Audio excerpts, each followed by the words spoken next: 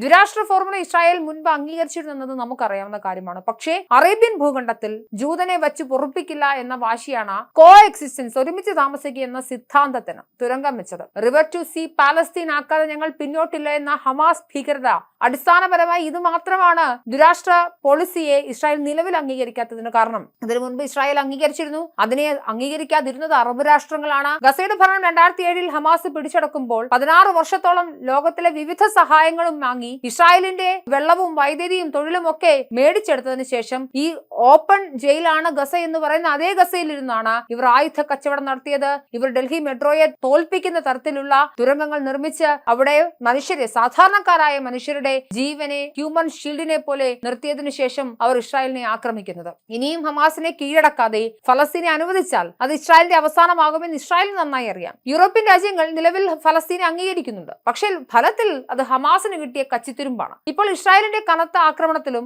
ആഗോള വ്യാപകമായി ഫണ്ട് വരവ് നിലയ്ക്കുകയും ചെയ്ത പ്രതിസന്ധിയിലായ ഹമാസിന് പിടിച്ചു നിൽക്കാനുള്ള കച്ചിത്തുരുമ്പായി അംഗീകാരം മാറിയിരിക്കും എന്നത് ഉറപ്പാണ്. ബ്രിട്ടന്റെ അടക്കം തീരുമാനം തങ്ങളുടെ വിജയമാണെന്ന അവകാശവാദവുമായി ഹമാസ് നേതൃത്വവും രംഗത്ത് വന്നിട്ടുണ്ട്. അതായത് ഹമാസ് എന്തിനു വേണ്ടിയാണ് യുദ്ധം ചെയ്യുന്നത്, അത് സ്വതന്ത്ര ഫലസ്തീന് വേണ്ടിയാണ് എന്ന തരത്തിൽ ഇപ്പോൾ ഹമാസിന് വ്യാഖ്യാനിക്കാൻ സാധിക്കുന്നുണ്ട്. അടിസ്ഥാനപരമായി എന്താണ് അത്? ഇസ്രായേൽ എന്ന് പറയുന്ന ജൂതരാഷ്ട്രത്തോടുള്ള വെല്ലുവിളിയായിരുന്നു. ജൂതന്മാർ ജീവിക്കേണ്ട എന്നുള്ള പൊളിറ്റിക്കൽ ഇസ്ലാമിന്റെ തിയറിയാണ് ഹമാസ് നടപ്പിലാക്കാൻ പോയത്. നമ്മുടെ ലക്ഷ്യത്തിന്റെയും നീതിയുടെയും വിജയം എന്നാണ് ഹമാസ് നിലവിൽ ഈ സ്വതന്ത്ര ഫലസ്തീനെ അംഗീകരിച്ച രാഷ്ട്രങ്ങളുടെ നിലപാട് കേട്ടപ്പോൾ പറഞ്ഞത്. 1947 ദ്വിരാഷ്ട്രവാദം അംഗീകരിക്കാതെ യുദ്ധത്തിന് വന്ന അറബ് രാഷ്ട്രങ്ങൾ ഇപ്പോൾ കറങ്ങിത്തിരിഞ്ഞ് വീണ്ടും ഇസ്രായേലിനോട് ദ്വിരാഷ്ട്രവാദം അംഗീകരിക്കണമെന്ന് പറയുകയാണ്. ചരിത്രത്തിന്റെ പ്രഹസനം എന്ന് മാത്രമേ ഇതിനെക്കുറിച്ച് പറയാനുള്ളൂ.